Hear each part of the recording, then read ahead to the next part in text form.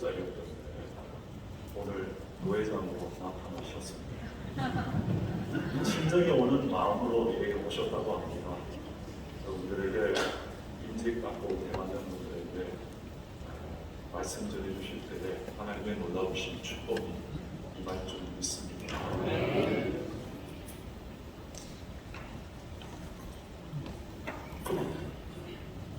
할렐루야.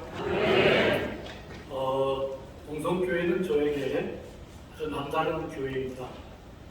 30년 전에 저희 교회 횟수로 5년 우리 이만성 목사님을 모시면서 같이 하나님의 일을 했었는데요. 교회를 떠난 지 한 25년 됐죠. 그러니까 오늘 와서 이렇게 보니까 너무 감사할 뿐만 아니라 참 너무 감개가 무량할 정도이구나. 그리고 성도님들도 이렇게 오늘 같은 날 많이 나오신 걸 볼 때에 참 감사드리고 성가대 찬양하는 걸 보니까 생각나는데 제가 이 교회에 있다가 희교제일교회로 부임해서 갔을 때에 우리 동성교회에서 그 당시에 많은 이 성도님들 성가대 오셔서 찬양도 해주시고 그랬던 것이 다 생각이 납니다.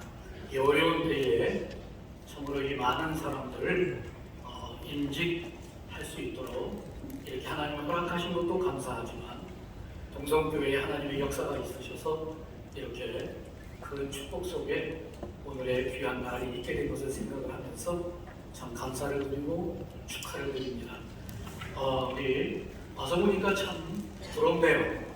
부러움은 진다고 그러는데 윤성남 목사님이 목회를 다 하시고 그리고 은혜 가운데에 오늘같이 이러한 좋은 날이 있게 되는 줄로 압니다.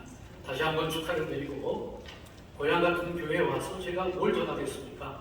설교라기보다도 공연이나 축사처럼 그렇게 편하게 말씀을 전하고 싶은데 벌써 이제 15분이 됐네요. 이제 한 30분 안에 좀 끝내야 되겠다는 생각이 드는데 하여간 원고에 상관없이 시간 안에 끝내도록 그렇게 한번 하겠습니다. 오늘 본문은 우리가 1절부터 4절까지 보았는데요. 1절과 4절을 연결해서 붙여서 볼 수가 있고요. 2절과 3절을 또 붙여서 같이 볼 수가 있습니다. 그래서 1절과 4절은 2절과 3절을 안고 있다고 보면 됩니다. 그래서 양파와 같은 그러한 가운데에서 오늘 본문이 쓰여졌는데 1절을 읽어볼 때에 4절이 1절에 대한 말씀이 되는 겁니다. 그런데 이 1절과 같은 모습, 4절과 같은 이 모습이 2절과 3절과 같은 모습이 있을 때에만이 가능하다는 말씀이에요. 오늘 제목이 같은 마음, 같은 사람이 아니라 같은 사랑입니다. 같은 마음, 같은 사랑. 그래서 우리 오늘 참으로 귀한 날을 맞이해서 임직 또 은퇴 감사 예배를 드리게 되는데 우리 성도님들은 오늘 1절을 보시면서 그리스도 안에서 권면과 또 사랑과 위로와 성령의 교제, 여기서 교제는 코이노니아를 의미합니다. 믿음의 교제를 의미하는 거죠. 원어에도 그렇게 나와 있죠. 헬라어에 긍휼과 자비를 우리 임직자들뿐만 아니라 모든 성도인들이 다 보여야 된다는 것이죠.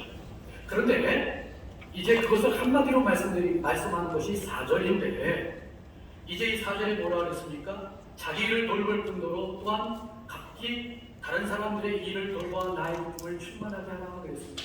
우리는 신앙생활할 때에 자기 성찰이 있어야 되고 그걸로 끝나는 것이 아니라 남까지 돌아볼 수 있는 그러한 신앙의 모습을 보여야 되는데 그런데 그게 그냥 되어지는 것이 아니라 3, 4절에 아주 중요한 말씀을 하고 있는데 같은 마음과 같은 사랑을 말씀을 합니다. 그것은 뜻을 합한다는 것과 마음을 품어라는 한 마음을 품어라는 그 말씀과도 연결이 되는 거예요. 그 4절 안에, 3절 안에, 2, 3절 안에 같은 말씀이 계속 나오는데 이것은 비슷한 말씀을 통해 가지고 4번 사용하면서 같음을 하나를 강조했다라고 볼 수가 있는 것입니다.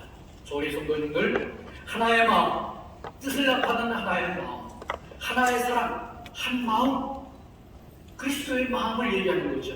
뜻을 합한다는 건 뭡니까? 예, 쉽게 한 말씀을 드리면 한 생각 안에서 모두가 같은 생각을 가지고 나아가는 것을 의미합니다.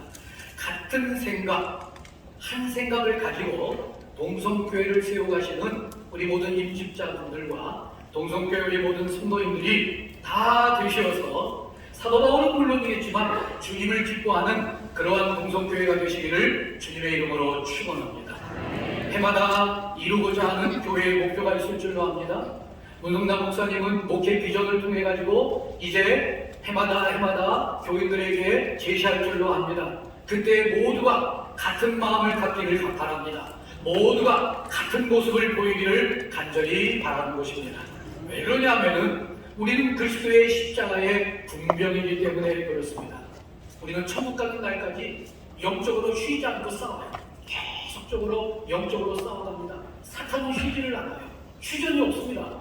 주님 앞에 가는 날까지 우리는 싸워요. 때문에 같은 마음을 가져야 되는 것이죠. 그래서 목사님의 그 목회 비전 속에서 온 교인들에게 해마다 제시될 때에 그것을 받아들여서 임직자들과 모든 성도인들은 같은 마음으로 참으로 우리 주님을 생각을 하면서 나아가야 될 줄로 아는 것입니다. 같은 마음일 뿐만 아니라 하나의 사랑이라고 했어요. 이것은 예수 그리스도의 사랑을 의미합니다. 그러니까 그 사랑, 주님의 사랑을 품고 주님이 우리에게 보이신 그 사랑을 품고 그래서 우리가 또한 주님을 그러한 사랑으로 대해야 된다라는 것을 말씀을 하고 계시는데 왜 그런가 하는 것을 바로 오늘 본문 아래에서 설명을 하고 있습니다. 너희 안에 이 마음을 품으라 곧 그리스도 예수의 마음이니 그랬습니다. 예수님의 마음을 품고 직분을 참으로 하나님 앞에 기쁘게 하시고 성도된 것을 통하여서 하나님 앞에 기쁨이 되는 그러한 우리 모든 분들이 되시기를 다시 한번 주님의 이름으로 축원합니다. 너희 안에 이 마음을 품으라. 그러면서 뒤에 설명을 합니다. 6절 이하에 우리를 위해서 어떤 모습을 보이셨는가 하는 것을 설명을 하고 계십니다. 우리를 사랑하시고 우리를 불쌍히 여기셔서 하나님이시지만 이 땅에 오셨고 죽기까지 복종하시고 십자가에 죽으셨다라고 말씀을 하십니다. 근데 그 주님의 모습이요 우리에게 말씀을 하고 계시는 1절의 말씀에 다 해당이 됩니다. 1절에 뭐라고 말씀하세요? 권면, 사랑, 위로, 성령, 교제, 긍휼을 말씀하지 않습니까? 교회 안에서 이걸 보이라고 말씀을 하는데 주님을 소개를 하면서 너희 안에 이 마음을 품으라 하면서 주님을 소개하면서 긍휼과 위로와 교제와 자비와 권면을 보이고 계시다는 것이죠. 우리를 불쌍히 여기신 거 아니에요? 그게 긍휼 아닙니까? 그래서 이 땅에 오시고 십자가를 지셨어요. 그리고 구원을 이루어 주셔서 참 기쁨과 위로를 우리에게 주셨습니다. 우리가 연약한 것을 다 하시고 그래서 우리를 위하여서 용서하시고 손수 죽으셨어요. 자비를 보이신 것입니다. 이 땅에 오셔서 십자가로 돌아가심으로 말미암아 하나님과의 단절된 관계를 다 회복시켜 주셨죠. 그래서 화목을 이루라고 말씀을 합니다. 하나님과의 화목 관계 속에서 화목을 이루라고 말씀을 하십니다. 오늘 부분의 교제하고는 연결이 됩니다. 권면을 말씀하십니다. 손수 죽으시면서까지 우리에게 전하신 메시지가 뭡니까? 구원이에요. 구원. 그래서 우리는 구원을 알리고 구원을 소개하고 구원을 통해 가지고 모두가 새로운 사람이 되어서 하나님의 참 위로 안에 있게 해야 된다라는 것입니다. 이러한 주님의 사랑을 받은 우리는 그러한 주님의 마음을 품고 교인들을 대하며 세상을 대하며 살아가시는 그러한 우리 모든 분들이 되시기를 주님의 이름으로 축원합니다.